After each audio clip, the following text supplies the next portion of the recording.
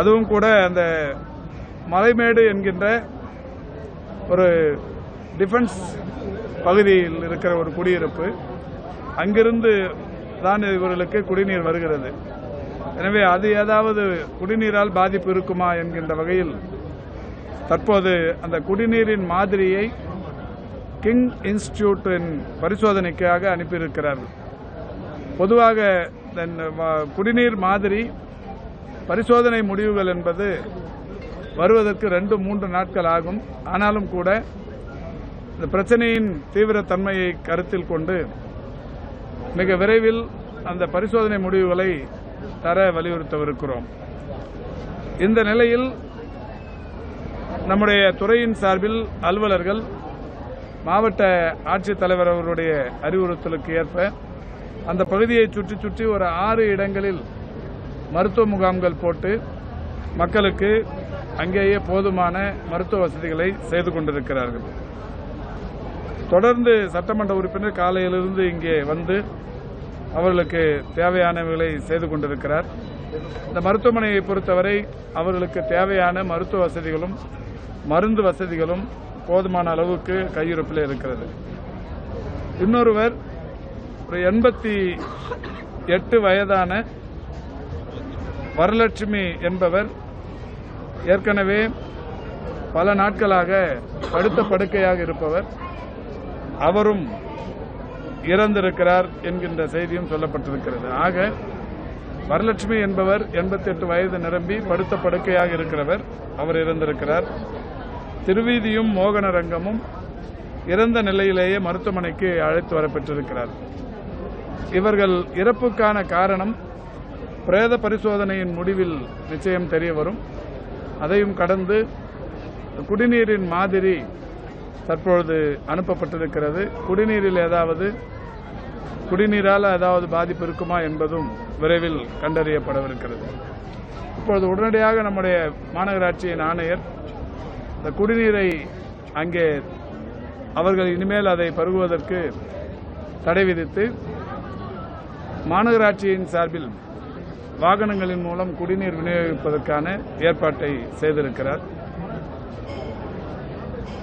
இந்த வகையில் மாண்புமிகு தமிழ்நாட்டின் முதலமைச்சருடைய அறிவுறுத்தலுக்கு ஏற்ப தீவிர நடவடிக்கைகள் எடுக்கப்பட்டு வருகிறது. நம்முடைய எதிர்க்கட்சியின் தலைவர் பொதுவாகவே எந்த விஷயத்தை எடுத்தாலும் பதட்டத்தை ஏற்படுத்துகிற வகையிலேயே செய்திகளை சொல்வதும் தொடர்ந்து பதட்ட சூழலை உருவாக்குவது மாதிரியான செய்திகளை பதிவிடுவதுமே வாடிக்கையாக கொண்டிருக்கிறார்.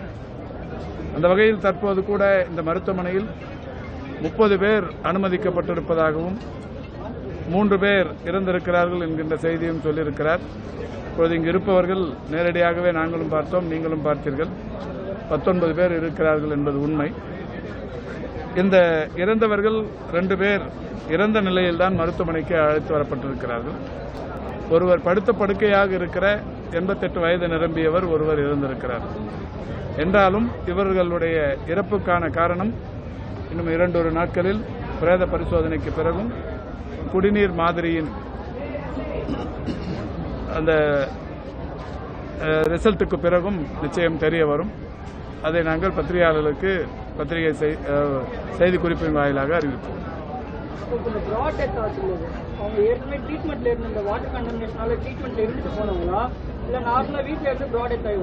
இல்ல, இங்க ட்ரீட்மெண்ட்டுக்கு வந்து போனவங்க இல்ல. இப்ப பெரும்பகுதி இப்ப கேட்டதுல கூட ஒருத்தர் வந்திருக்காங்க. நேற்று காலையில வந்திருக்காங்க, இன்னைக்கு காலையில வந்திருக்காங்க. 2-3 நாளா வந்து நிற்கிறாங்க. ஒரே நேரத்தில் எல்லாருமே வரல.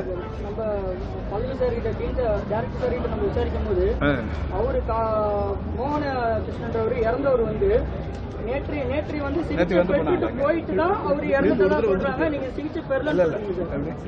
நேற்று ஒரு தடவை வந்துட்டு போனதா சொல்றாங்க. அவங்க வீட்டுல வந்து போயிருக்கா சொல்றாங்களா? அது எதுவா இருந்தாலுமே அவருடைய உபாதையாகி வந்திருக்காரு. சரி, வந்து ஃபர்ஸ்ட் எய்ட் பார்த்துட்டு போயிருக்காரு. அப்ப மருத்துவம் சரியா பார்க்க அமைக்கப்பட்டிருக்குதா இல்ல இன்னைக்கு வந்து உடனே வந்த ஸ்பாட்ல இறந்திருக்காரு? இல்ல இப்ப மருத்துவம் அவரு அதாவது போறவங்க இப்ப 19 பேர் இங்க 14 பேர் இங்க இருந்து புறநோயாளிகளா வந்து சிகிச்சை பெற்று தாங்களாவே வீட்டுக்கு போறாங்க. இப்போ இதுல கூட ஒரு 2 பேர் தனியார் மருத்துவமனைக்கும் போயிருக்கிறாங்க. எல்லாருமே இங்கே தான் இருக்கணும்னு யாரையும் கம்பல் பண்ண முடியாது. இங்கே வந்து முதலுதவி பண்ணுவாங்க, சிகிச்சை கொடுப்பாங்க. அதுக்கப்புறம் மேல் சிகிச்சைக்கு அவங்க விரும்புகிற இடத்துக்கு போகிறத நம்ம தடுக்க முடியாது. அந்த வகையில் இப்போ இங்கே மோகனரங்கம் வந்து போயிருந்தாருன்னா அதை வந்து போயிருக்கிறதா சொல்கிறாரு. வந்து போயிருந்தாலும் கூட இப்போ அவருடைய இறப்பு இங்கே வரும்போது, ரெண்டாவது இங்கே வரும்போது பிராட் டெட்ன்றாங்க. இப்போ ஆனாலும் கூட நான் ஏற்கனவே சொன்ன மாதிரி பிரேத பரிசோதனையில் நிச்சயமாக அது எதனால் இறந்தாருங்கிறது தெரிய வந்துடும். நீங்க சொல்ற தகவல் வந்து பக்கத்துல இருக்கக்கூடிய ஒரு நர்சிங் ஹோம்ல 5 பேர் வந்து அனுமதிச்சிருக்காங்க. அந்த டேட்டாஸ் பக்கத்துல இருக்கக்கூடிய நர்சிங் ஹோம்ல கண்டோன்மெண்ட் ஹாஸ்பிட்டல் பக்கத்துல இருக்கக்கூடிய ஒரு ஹாஸ்பிட்டல்ல 5 பேர் வந்து அனுமதிச்சிருக்காங்க. 3 பேர் வந்து தீவிர சிகிச்சையில இருக்காங்க, 2 பேர் நார்மல் பெட்ல இருக்காங்க. அந்த தகவல் அவங்க பார்த்த வரைக்கும் நல்லா ஃபிட்டா இருக்காங்க. இல்ல ஃபிட்டா இருக்காங்க, ஆனா இருக்காங்க அட்மிட் ஆயிருக்காங்க. நான் இப்ப போகும்போது பார்த்துட்டு போறேங்க. பார்த்து இருந்தா உள்நோயாளிகளும் வெளிநோயாளிகளும் மொத்தம் எவ்வளவு பேர் சார் வந்திருக்காங்க? இப்ப உள்நோயாளிகளா இருக்கிறவங்க வந்து 19 பேருங்க இங்க இருக்கிறது. 3 பேர் நான் சொன்ன மாதிரி ஒருத்தர் ராஜீவ்காந்தியில் இருக்கிறார், 2 பேர் தனியார் மருத்துவமனையில் இருக்காங்க. நீங்க சொல்ற மாதிரி அந்த நர்சிங் ஹோம் இப்ப நான் போய் பார்த்துட்டு ஓபி போட்ட கவுண்ட் கேக்குறேன் சார். நம்ம ஏற்கனவே வந்து உடல் உபாதை ஏற்பட்டு அவங்க வந்து ட்ரீட்மெண்ட் வாங்கிட்டு போயிட்டாங்கன்னு சொல்றீங்க, மாத்திரை மருந்து வாங்கிட்டு போயிட்டாங்கன்னு சொல்றீங்க. அவங்களுடைய கவுண்ட் எவ்வளவு? 14 பேர் தான் வந்து ஓபி வந்து போயிருக்காங்க. உடனுக்குடன் செய்திகளை தெரிந்து கொள்ள சன் நியூஸ் பெல் ஐகானை கிளிக் பண்ணுங்க.